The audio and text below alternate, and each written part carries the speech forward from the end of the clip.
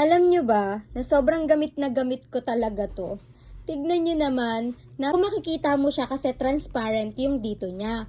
So, pag inopen... Hello mga mami, stop scrolling. Kung gusot, amoy kulot, o na-deform na yung ibang gamit ng mga babies nyo, eto na yung sagot dyan. Alam mo, yung bumili ka ng magagandang damit ng baby mo, tapos after ilang linggo lang, sobrang gusot-gusot, naipit, o mas malala pa dyan, may amoy na. Nakaka-stress talaga ng sobra, tapos sayang pa yung pera mo. Pero mga moms, sinasabi ko sa inyo, sobrang comfy talaga dito na mga gamit ng mga babies natin kapag nga dito natin nilagay. Hindi lang yon, dahil madali lang din talaga natin makikita kung saan ba natin nilagay yung isang bagay na gamit nila. Dahil clear nga yung nasa pinakataas nito kahit maliit na. Mga nagne-nesting dyan, nako, talaga namang gamit na gamit to, lalo na kung nag-uumpisa pa lang kayong bumili ng mga gamit ng mga anak nyo. Ito nga pala yung multifunctional storage box. High quality siya at odor-free. Talagang safe na safe dito yung mga gamit ng baby natin. Yun lang. Thanks for watching. Bye-bye!